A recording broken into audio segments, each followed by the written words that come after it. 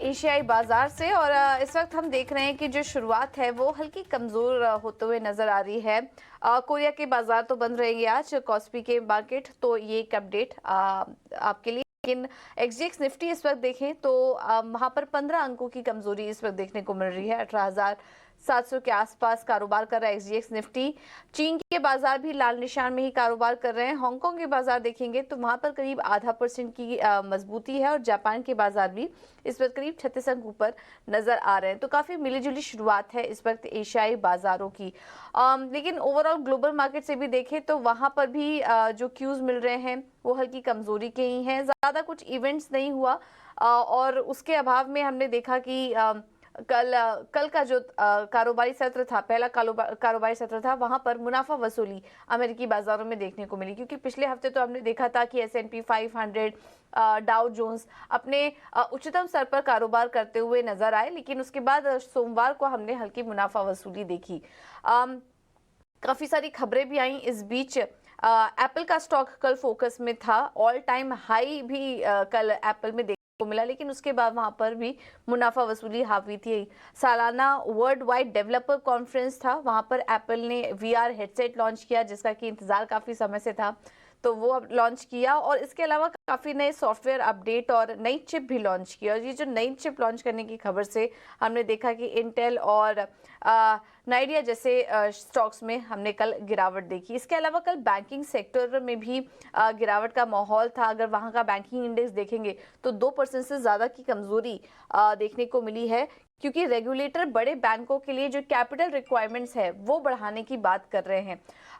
तो जब इस पर इस तरह की खबरें निकल कर आई तो हमने देखा जो बड़े बैंक थे, JP Morgan, bank of America जैसे स्टॉक्स थे, वहां पर कल हमने गिरावट देखी। इसके अलावा एक और आंकड़ा आया, ISM सर्विसेज इंडेक्स का आंकड़ा आया, वहां पर कमी देखने को मिली, 51.9% से घटकर 50.3%। ये मई का आंकड़ा है। मंथ ऑन मंथ यहाँ पर गिरावट थी।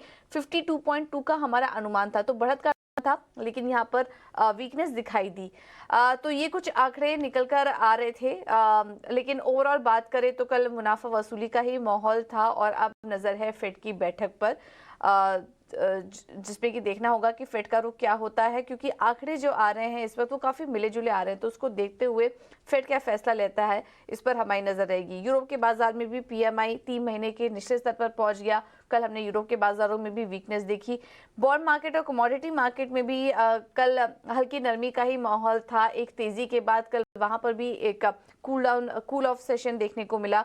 10 ईयर यील्ड्स में नरमी आई है। डॉलर इंडेक्स अब 104 के नीचे फिसल चुका है। 103 के आसपास डॉलर इंडेक्स कारोबार कर रहा है। और इसके अलावा जो कमजोर US सर्विसेज के डेटा है, उसके बाद माना जा रहा है कि फेड हो सकता है कि ब्याज दरों में जून की पॉलिसी में होल्ड करने का फैसला ले। उसके बाद हमने देखा कि सोने में हल्की तेजी देखने को मिली। कल बिटकॉइन में भी एक्शन था, क्योंकि थी कि SEC ने क्रिप्टो एक्सचेंज बाइनेंस पर मुकदमा कर दिया है। और उसके चलते हमने देखा कि क्रिप्टो मार्केट में कमजोरी थी। बिटकॉइन $26,000 के नीचे फिसला। तो ये एक अपडेट क्रिप्टो करेंसी से जुड़ा। ओवरऑल बात करें तो ज्यादा कुछ इवेंट नहीं था, कल मुनाफा वसूली का ही दिन था। अब जो नजर है वो फेड की बैठक पर है, तो एक बड़ा इवेंट वही है। बाकी इस हफ्ते ज्यादा कुछ बड़ा इवेंट नहीं है। हाँ, भारतीय बाजारों के लिए काफी सारे इवेंट्स होने वाले हैं, जिस पर कि हम आगे चर्चा करेंगे। एक बार FIs और DIs के आंकड़े भी आपको बता देते हैं, उसके बाद हम समझेंगे कि F&O डेटा इस वक्त कैसे दिखाई दे रहे हैं। कैश मार्केट में FIs करीब 700 करोड़ की खरीदारी करके गए हैं, माफ कीजिएगा, बिकवाली करके गए। DIs ने खरीदारी की है करीब 1195 करोड़ की। इंडेक्स फ्यूचर में 746 करोड़ का खरीदारी का आंकड़ा है FIs का। और इंडेक्स ऑप्शन में 1406 करोड़ की बिकवाली का आंकड़ा नजर आ रहा है। तो बहुत ज्यादा कुछ बड़े आंकड़े भी यहाँ पर नहीं है, मामूली खरीदारी और बिकवाली के आंकड़े FIs और DIs के आंकड़ों में देखने को मिल रहे हैं। ये 5 जून के आंकड़े आपके स्क्रीन पर है, इसको हम करेक्ट कर देंगे। 5 जून के आंकड़े हैं ये, जो कि इसका हम अपडेट आपको दे रहे थे। लेकिन चलिए अब आगे बढ़ते हैं और निफ्टी और बैंक निफ्टी का डेटा क्या कहता है, F&O सेटअप कैसा दिखाई दे रहा है, ये भी एक बार समझ लेते हैं। और डिम्पी हमारे साथ जुड़ चुके हैं फोन लाइन पर। डिम्पी, गुड मॉर्निंग, बताइए इस वक्त F&O सेटअप कैसा है? पूजा, गुड मॉर्निंग। जैसे हम पिछले कई दिनों से कह रहे हैं कि मार्केट को कोई जल्दी नहीं है अपने सपोर्ट्स को ब्रेक करने की और रेजिस्टेंसेस को तोड़ने की, तो ठीक आज भी वैसा ही आपको ट्रेड देखने को मिल सकता है। पिछले कई दिनों से मार्केट एक टाइट रेंज में है। 650-700 एक रेजिस्टेंस एरिया है, 450-500 एक सपोर्ट एरिया है निफ्टी का। और सेम विद बैंक निफ्टी, कल मार्केट में बैंक निफ्टी ने 44,000 के डैमेज को कंट्रोल किया, 44,000 के ऊपर आके क्लोज किया, लेकिन उसके पास मोमेंटम लैक है अभी भी, तो 44,000 से लेकर 44,500 वाली रेंज में है। और फिलहाल आज भी कुछ वैसे ही सेशन देखने को मिलेगा जहाँ पे मार्केट बिल्कुल एक टाइट रेंज में लगता है, चर्निंग होगी स्टॉक्स के बीच में, तो आप स्टॉक्स का फायदा लीजिएगा। रही बात ऑप्शन ट्रेड की, ऑप्शन ट्रेड के अंदर थोड़ा बहुत एग्रेशन दिख रहा है निफ्टी की कॉल्स के अंदर, वहां पे थोड़ी बहुत खरीदारी है, लेकिन बैंक निफ्टी की कॉल्स के अंदर कल जो मार्केट ने 44,000 को वापस से रीगेन किया है, वो सिर्फ शॉर्ट कवरिंग की बदौलत किया है, और शॉर्ट कवरिंग हमेशा शॉर्ट लिफ्ट होती है, वो ज्यादा देर तक बाजार को संभाल नहीं पाती। तो इसलिए मार्केट एक टाइट रेंज में रहने के चांसेस है। स्टॉक स्पेसिफिक काम कीजिएगा, उसी के अंदर ही मार्केट आपको ट्रेड करता दिखेगा। रही बात एफआईज की लॉन्ग पोजीशंस की, 50% वो लेके बैठे हैं, और रिटेल भी ऑलमोस्ट 50% की लॉन्ग पोजीशंस लेके बैठा है। तो एक टाइट और एक डल सेशन और एक चर्निंग वाला सेशन, रेंज का सेशन आज आपको फिर से देखने को मिल सकता है। ठीक है, तो आज भी बाजार रेंज में ही देखने को मिल सकता है। बहुत बहुत शुक्रिया डिम्पी आपका ये सारी जानकारी देने के लिए। तो ये है एफएनओ का सेटअप। अब आगे बढ़ते हैं और बैंक निफ्टी और निफ्टी को में फिर आज क्या रणनीति अपनाएं। सपोर्ट और रेजिस्टेंस तो हमने आपको बताया एफएनओ के डेटा को देखते हुए, लेकिन फिर कौन से लेवल्स पर आपको नजर रखनी है, रणनीति क्या अपनाएं, ये भी समझ लेते हैं। और हमारे साथ नितिलेश पावस्कर जुड़ चुके हैं फोन लाइन पर। Nitilesh, thank you so much समय देने के लिए अपना। क्या करें आज निफ्टी और बैंक निफ्टी में? Good morning ma'am. देखो, इंडेक्स काफी दिनों से एक रेंज में चल रहा है, तूफान के पहले की शांति लग रही है, और जनरली जून एक्सपायरी काफी बड़ी होती है, और मुझे लग रहा है कि यहाँ से कुछ एक दोनों साइड के झटके लग सकते हैं। एक रेंज में आपको देता हूँ, ऊपर में अगर 18,680 से लेकर 18,730 इस रेंज को मार्केट ब्रेकआउट कर देता है, तो हम लोग ऊपर में 19,000 से लेकर 19,200 ये लेवल देख सकते हैं। और लेकिन नीचे में अगर हम लोग 18,550 इस लेवल को क्लोज कर देते हैं डाउन साइड ब्रेक करके, तो मुझे लग रहा है 18,200 से लेके 18,000 ये लेवल हम लोग आने वाले वीक में देख सकते हैं। दोनों साइड के लेवल्स हम लोग आने वाले वीक में देख सकते हैं। बैंक निफ्टी का 43,900 अगर ये लेवल ब्रेक डाउन हो जाता है, तो फिर हम लोग 3 से 5% का बड़ा करेक्शन देख सकते हैं बैंक निफ्टी में। और ऊपर में बैंक निफ्टी में 44,500 से लेके 44,700 एक काफी बड़ा रेजिस्टेंस है, और मुझे नहीं लग रहा है कि वहाँ पे एक मोमेंटम आएगा बैंक निफ्टी में। तो मुझे लग रहा है कि जो भी कुछ लीड होगा अपसाइड या फिर डाउन साइड का, वो निफ्टी से आएगा। एज ए डिस्क्लोजर, मैंने मेरा पोजीशन पर्सनली इंडेक्स के ऊपर शॉर्ट बनाया है निफ्टी में।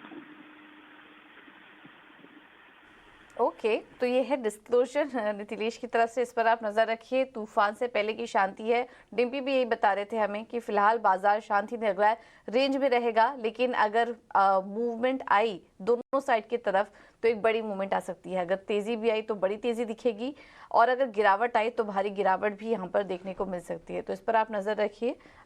ये व्यूज आपको बता दिए। और राइट, तो नितिलेश, स्टॉक स्पेसिफिक इंडेक्स में तो आपने अपनी स्टॉक स्पेसिफिक रणनीति क्या होगी फिर? देखो, दोनों के दोनों मेरे बाई साइड के कॉल होंगे। जनरली मैं दोनों बाई साइड के कॉल नहीं देता हूँ, लेकिन स्ट्रक्चर ऐसा बन रहा है कि स्टॉक स्पेसिफिक जाना मैं पसंद कर रहा हूँ। देखो, आरती इंडस्ट्री में अगर 518 का अगर ब्रेकआउट आता है, डेली चार्ट के ऊपर काफी बड़ा कंसोलिडेशन हो रहा है। अगर ये 518 को ब्रेकआउट कर देता है, तो हम लोग 513 के स्टॉप लॉस के साथ 530 का पहले टारगेट के लिए प्लान करेंगे। और दूसरा जो मेरा काउंटर होगा वो होगा अशोक लेलैंड का। उसमें 150 को अगर ये ब्रेकआउट कर देता है, तो 147 के स्टॉप लॉस के साथ हम लोग इसमें बाइंग करेंगे। पहला टारगेट 155 का होगा और दूसरा टारगेट 158 का होगा। अगर ये 157 रुपीज के ऊपर क्लोज दे देता है, तो मुझे लग रहा है कि आने वाले समय में अशोक लेलैंड 175 से लेके 180 ये लेवल भी दिखा सकता है। ठीक है, थैंक यू नितिलेश आपका हमारे साथ जुड़ने के लिए और ये रणनीति सुझाने के लिए। तो आरती इंडस्ट्रीज ये कंडीशनल कॉल है, 518 पर खरीदारी करिए। 530 का होगा टारगेट, स्टॉप लॉस सुझा रहे हैं 513 का। और अशोक लेलैंड में भी खरीदारी करने की राय होगी। 150 के ऊपर अगर निकला तो टारगेट जो देख रहे हैं 155 से 158 का, स्टॉप लॉस होगा 147 का। तो ये दो राय और दोनों ही स्टॉक में खरीदारी करने की राय यहाँ पर नितिलेश की तरफ से। आगे कुछ और भी ट्रेडिंग आइडियाज आपके सामने रखेंगे, लेकिन चलिए अब यहाँ से रुक करते हैं खबरों वाले शेयर्स का। और कल बाजार बंद होने के बाद कौन कौन सी अहम खबरें आई, हमारे साथ शरद जुड़ चुके हैं पूरी डिटेल्स के साथ। शरद, गुड मॉर्निंग, बताइए। गुड मॉर्निंग पूजा। तो सबसे पहले आईपीओ पे जो है फोकस करते हैं। आज आईक्यू लाइटिंग का जो आईपीओ का इशू खुलने वाला है, 607 करोड़ की जो है कैपिटल रेज होने वाले, जो प्राइस बैंड रखा है 270 टू 285 रुपीज़ पर शेयर का रखा है। बात करें तो गोदरेज कंज्यूमर प्रोडक्ट्स फोकस में रहेगा। यहाँ पे आसिफ मलबारी को जो है सीएफओ अपॉइंट किया गया है अगस्त 10 से। अब वो करेंटली जो है टाटा पैसेंजर इलेक्ट्रिक मोबिलिटी के जो है सीएफओ हैं और डायरेक्टर भी है टाटा मोटर्स के पैसेंजर व्हीकल सेगमेंट में। तो इंटरेस्टिंग डेवलपमेंट है। एमटा टेक में प्लूटस वेल्थ ने लगभग 4% स्टेक की एक्विजिशन की है। सेलर्स हैं प्रमोटर्स। लाओपाला ने निपॉन इंडिया म्यूचुअल फंड ने लगभग 19 लाख शेयर्स की एक्विजिशन की है और जो सेलर हैं वो मालाबार इंडिया फंड रहे हैं। विजय डायग्नोस्टिक्स के बारे में बात करें तो यहाँ पे फिडिलिटी ग्रुप ने जो है लगभग 1% स्टेक की जो है बिकवाली की है। जेएसडब्ल्यू स्टील के बारे में बात करें तो यहाँ पे रिपोर्ट्स आ रही हैं क्योंकि मंथ ऑन मंथ प्राइस में जो है कट देखने मिला है। सीआरसी और एचआरसी प्राइसेस दोनों कैटेगरीज में। इंडिया एनर्जी एक्सचेंज की मई की अपडेट की बात करें तो ओवरऑल वॉल्यूम्स में 8% का इजाफा आया है। एसबीआई कार्ड्स लगभग 3000 करोड़ रेज करेगी एनसीडी इशू द्वारा। एसबीआई जो है जून 9 को मीट करने वाली है अपनी FY24 की कैपिटल फंड रेजिंग प्लान्स को लेके। शुगर स्टॉक्स के बारे में बात करें तो अपने 6 वीक लोस पे आ चुके हैं शुगर स्टॉक्स, क्योंकि ब्राज़ील और इंडिया के आउटपुट अब कम होने वाले हैं। तो इस पे जो है स्टॉक की प्राइसेस घटे हैं तो नेगेटिव रिएक्शन भी देखने मिल सकता है इन स्टॉक्स में। अदानी एंटरप्राइजेस ओवरऑल फोकस में रहेगा क्योंकि अदानी ग्रुप अपनी क्रेडिट समरी को जो है कल की थी मार्केट आवर्स के बाद, और यहाँ पे ग्रुप ने है लगभग 22,000 करोड़ का लोन रीपेमेंट प्रोग्राम कंप्लीट कर दिया है। जो उनकी नेट डेट है वो 3.81 टाइम्स था FY22 में, अब वो घट के आप जो है 3.27 टाइम्स हो गया। और कैश बैलेंस भी देखें तो ऑलमोस्ट 40% बढ़ चुका है। बिल्कुल, बहुत बहुत शुक्रिया शरद आपका ये सारी जानकारी देने के लिए। तो अदानी ग्रुप पर नजर रखिए, आज ये फोकस में रहेगा। कंपनी अपने कर्ज में कमी की है तो आज तमाम अदानी ग्रुप के स्टॉक फोकस में रहेंगे। और प्राइमरी मार्केट पर भी एक्शन देखने को मिल सकता है। आज प्राइमरी मार्केट में भी एक्शन दिखेगा। आईक्यू लाइटिंग की आज लिस्टिंग होगी तो इस पर भी हमारी नजर रहेगी। माफ कीजिएगा, इसका आईपीओ आएगा तो इस पर भी हमारी नजर रहेगी। चैरिटी मार्केट की क्या रणनीति अपनाए वहां पर, ये बताने के लिए हमारे साथ एसएमसी ग्लोबल सिक्योरिटी से वंदना भारती जुड़ चुकी हैं। वंदना, थैंक यू सो मच समय देने के लिए अपना ईटी नाउ स्वदेश को। सबसे पहले तो सोने चांदी से शुरुआत करते हैं। कल के सेशन में हमने देखा कि हल्की तेजी वहां पर देखने को मिली है। अब आगे क्या एक्सपेक्ट करिए, किस तरह की चाल रह सकती है सोने चांदी पर? जी गुड मॉर्निंग। यहाँ पे कल आईएसएम नॉन मैन्युफैक्चरिंग पीएमआई काफी निगेटिव आया यूएस में, जिसकी वजह से हम लोगों ने देखा कि 1 से 7 बाइंग गोल्ड में रिटर्न आई है। आज के दिन में हम थोड़ा सा यहाँ पे अपसाइड आता हुआ देख सकते हैं, लेकिन जो अंडरटोन है वो यहाँ पे थोड़ा सा बाद में वीक हो सकता है। एक लेवल में बोलना चाहूंगी थोड़ा इंडिकेशन के साथ 59,500 आता है तो यहाँ पे गोल्ड को सेल करना होगा। जो टारगेट होगा वो 59,200 का होगा। स्टॉप लॉस यहाँ पे लगाना होगा 59,650 का। प्राइसेस अभी ऊपर की तरफ ओपन होंगे, लेकिन मेरे ख्याल से एक करेक्शन का वेट करना चाहिए, फिर जाके एक सेलिंग प्रेशर जो है वो देखने को मिल सकता है यहाँ पे गोल्ड में। और एनर्जी काउंटर में मुझे लग रहा है कि आज EIA का आउटलुक भी आना है इस हफ्ते, तो एक पॉजिटिव आउटलुक आने की यहाँ पे संभावना है। कट की भी बात यहाँ पे हो रही है, तो क्रूड में मुझे लग रहा है कि बाइंग थोड़ा सा रिटर्न आएगा। 6,050 के करीब बाइंग करनी चाहिए। 6,200 का टारगेट होगा। स्टॉप लॉस यहाँ पे लगाना होगा 59.85 का। ओके, थैंक यू वंदना आपका ये रणनीति सुझाने के लिए। तो कच्चे तेल में खरीदारी कर सकते हैं 6,200 के लक्ष्य के लिए। स्टॉप लॉस होगा 5895 का। और सोने में वीकनेस अभी दिखाई दे रही है तो यहाँ पर बिकवाली करके चलिए। 49,200 के लेवल्स यहाँ पर देखने को मिल सकते हैं। ये राय कमोडिटी मार्केट से। चलिए कॉस्ट की रिपोर्ट्स जानने के लिए वामाक्षी बताइए।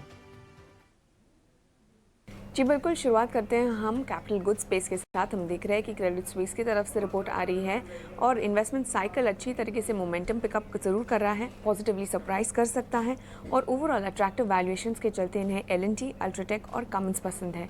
इसके अलावा अंडर परफॉर्म की राय आ रही है उनकी तरफ से। कॉन्कॉर पर कंपनी मार्केट शेयर लूज कर रही है। ABB के वैल्यूएशंस हाई है और इनफैक्ट करीब 20% प्लस के 20 ईयर कैगर को प्राइसिंग कर रहे हैं और 13% EBITDA मार्जिन को भी ये प्राइसिंग कर रहे हैं। और वोल्टास की अगर हम बात करें तो मार्केट शेयर और मार्जिन लॉसेस के चलते अंडर परफॉर्म की राय आ रही है। इसके अलावा टेलीकॉम स्टॉक्स भी हमारे रेडार पर रहेंगे। CLSA का मानना है कि ओवरऑल शिपमेंट्स में हमने गिरावट देखी है, स्लगिश कंज्यूमर डिमांड चलते